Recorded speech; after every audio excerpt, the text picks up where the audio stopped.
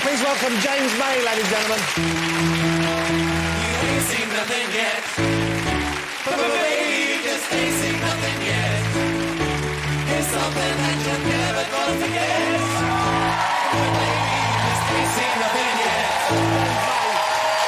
The same one from Top Gear. See something, James? Whistles as well. Hey, James, how are you? Looking good?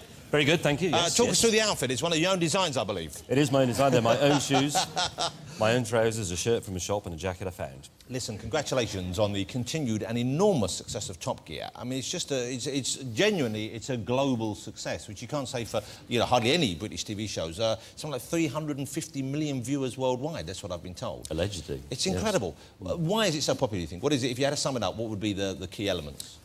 Beats me, to be honest. Well, I don't know. I suppose Top Gear is...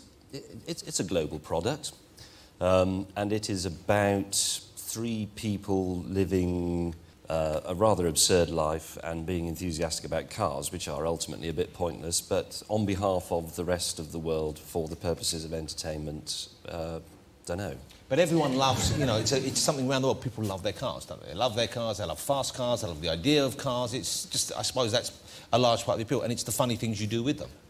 Yeah, well, we're turning the car into a laughingstock, in a way. We are hastening its demise in our own way, which is, the environmentalists will tell us that's probably a good thing. Yeah. So, yeah, people like cars, I like cars. I don't particularly like fast ones, as you know, because I find Well, you're known as... is it Captain Slow, they call you on the Yeah, show? because of my... Well, you haven't seen me on a motorcycle yet, but my car driving can be, yes, you know, relaxed. You've had a love affair with cars all your life, really, I guess, haven't you? You've always been into the idea of driving, into the idea of motoring, into the idea of engines. Yeah, it starts really with bicycles, which I was very interested in when I was a small boy, and I started learning to take bicycles apart, which is where I developed my enthusiasm for spanners and putting them in the correct order. There you are, a particularly fine example of the breed. Is that a kind of... That's a London commuter's cycle, I think, there you've got. Yeah, that's a relatively recent picture, but it started as a child, taking bicycles to bits, making new bicycles out of bits that I found or scrounged, you know, because we were very poor and we had no shoes. We couldn't afford new bicycles or anything like that. And one of the great myths that the pseudo-environmental lobby puts about is that we should all get on bicycles and we should embrace them because that's the future. The truth is, the bicycle is the thing that engenders the desire for a car. Because you have a bicycle as a child and you exhaust its possibilities and go as fast as you can, and then you get a moped and you exhaust that until eventually you're gagging to get your dad's car out of the garage and drive it. And if we didn't have bicycles, if John Starley hadn't invented the Rover safety bicycle, that wouldn't have happened. Have you ever tried to ride a penny farthing? Yes. How is that? Bad. Yeah. It's such an odd design, isn't it? What were they thinking? I can explain it to you if you're No interested. doubt. You know what? I get the feeling it's going to be a proper technical explanation. Well, it's not that complicated. It's because the chain technology didn't exist to drive the rear wheel, and the only way to get the gearing correct was to make the front wheel very large and bolt the pedals directly to it, so you had to have a big front wheel. Please, God, I hope I never get stuck in a lift with you.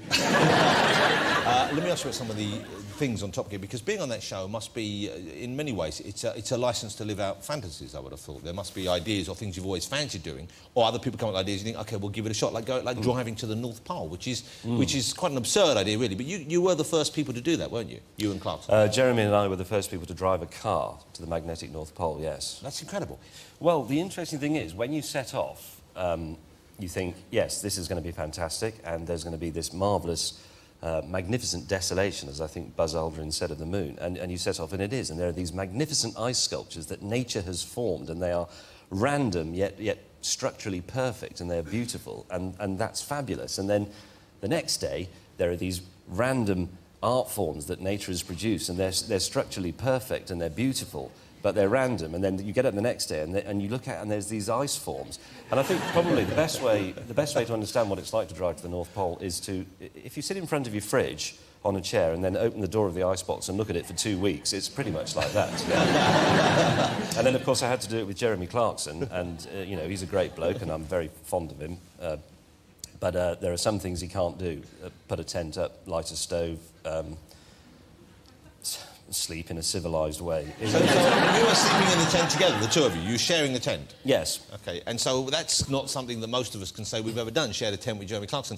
No. He's not a kind of considerate sleeper then? He's a snorer? Or? Well, he says I snore, and I accept that I possibly do occasionally. What he does is he he gets into his cocoon sleeping bag. You know, these are the Arctic ones. The TOG rating is 5,000 or something, and there's the taper things. And he gets in, and he sort of gets in swearing a bit and, you know, complaining. And he works in his sleeping bag, and he starts to do the zip up. And we're lying side by side, well, head to toe. I mean, you know. But and I'm watching him, and the zip comes up, and he's muttering and muttering. And he pulls it up, and then he gets his head, and he pulls the zip, and he keeps going, and he pulls it all over his head until he's entirely inside it. And then, whilst he's asleep, he twitches and blasphemes. So that every now and then I'd wake up in the middle of the night and I'd think, my God, there's this giant swearing maggot in the table. It's actually Jeremy in his brown sleeping bag. It's hideous. I imagine that you're quite close after an experience of that. And do you bond over those kind of things? No. So this isn't a beautiful bromance that we're witnessing here? No. Although I'm a bit worried. The doctor asked me, we had a doctor in our team just to keep an eye on us, and I remember right at the end she sat me in the little communal tent that we put up where we all huddle around this tiny little stove which has got like a match burning in it. And she said, so James, you know, will your life be better or worse for this experience? And I decided that it would be worse because occasionally I'd remember it.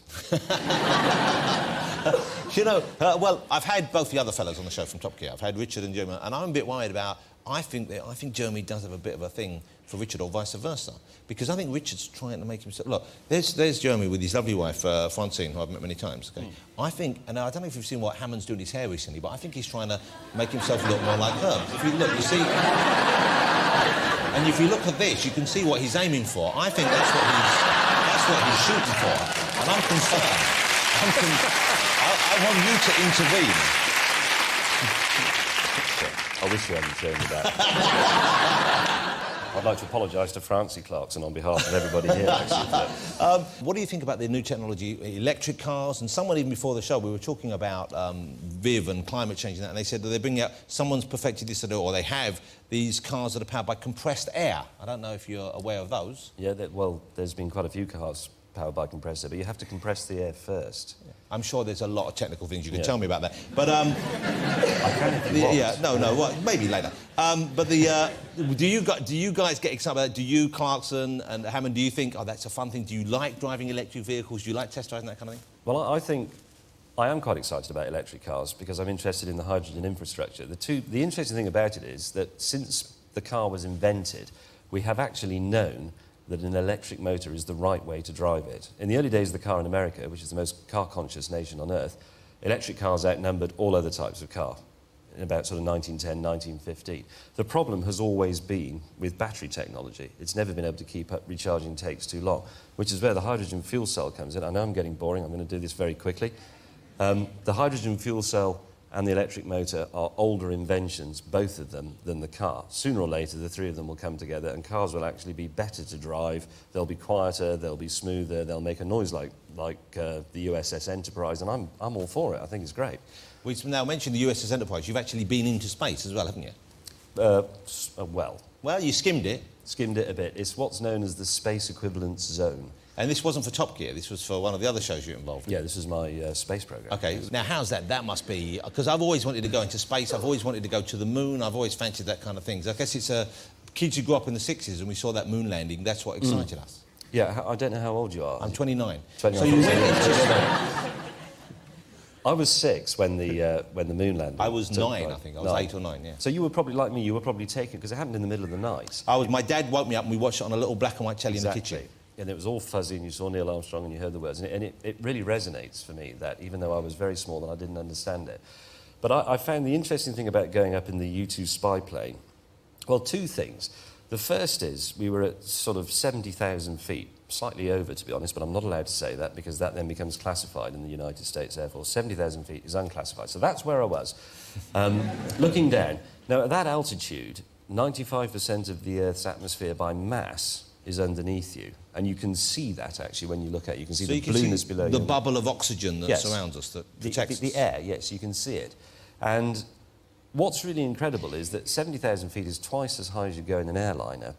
But the way I thought of it was, it's about, if you're reasonably fit, it's about half an hour's, 40 minutes brisk bicycle ride upwards, if you like. If you rode a bicycle for half an hour, turn that on its end, that's how high it is. And that's all it is. And that's all that separates the Earth and everything that's happened on it, the evolution of life, human achievement, art, love, music, war, all the bad things as well, is all because of the atmosphere, and that's what makes the Earth, and the Moon the magnificent desolation again. And that's not meant to be an environmentalist statement or anything, but I just looked at it and I thought, it's amazing because we draw these diagrams and you see them in books and they show the Earth as a ball and then they draw this diagram of the atmosphere around it. It's like a piece of tissue paper wrapped around a football. That's all it is. And did it move you? Did you feel yourself getting emotional? Did you feel concerned about the future when you saw that, when you saw the fragility of what protects us? The thing, I wasn't so much concerned about the future. I had that terrifying feeling that I think they got on Apollo 8, so the Borman Lovell-Anders crew, who were the first people to go out to the moon. When they didn't land, they went around it, but they were the first people to see the Earth in its entirety, and they were the first people to appreciate its true position in the scheme of things, which is as a sort of fleck of dust in the cosmic Hoover bag, less than that even. That's all it is. They saw it there floating in the void of space. Now, I didn't see that, because obviously we weren't high enough, but I could see the edge of it curving very distinctly, and I could look down and see that there was this blue mist over it, and then when you looked up, there was blackness, and that was a vision of eternity. And I did suddenly think, that is actually all there is. And all of, as the astronaut said, love and music and art and life is all down there. And I did get a slight sort of hippie moment when I thought, well, you know, maybe we should make a big effort to get on a bit better and be friends with the French or whatever it takes. I don't know. And then I landed and I went to the pub and I forgot about it. But what's wrong with you? What's wrong with you and Clarkson and Hammond? You fight these emotions all the time. There's something going on because you're always going, you're allowing a little bit in there, you go, no, but then we went to the pub and forgot all about it and became men again. There's nothing wrong with that. It's a nice thing to hear. No, I don't mind admitting, I was very moved by it. I felt slightly tearful. Fortunately, I had a space helmet on, so you couldn't see that. And you could put the coloured visor down if I thought I was getting a bit too emotional, and then I could just pretend I was a fighter jock. Did you cry? No. You cried a bit. I didn't. I bet you did. I bet you I didn't. I bet you just got something in your eye then. I did get something in my eye. Yeah, there you go. We're going to show you a clip of James just before he gets something in his eye. Quite beautiful. Quite beautiful. You're not crying again now, are you? That's out on DVD if you want to see James wiping a fleck of dust out of his eye, which looks a little bit to me like he's crying. Before you go, you're doing a new thing, James May's Toy Stories. Yes. And this is you finding kind of like, bigger things to do with things we grew up with, isn't it? And I'm particularly fascinated by your desire to do something with Lego.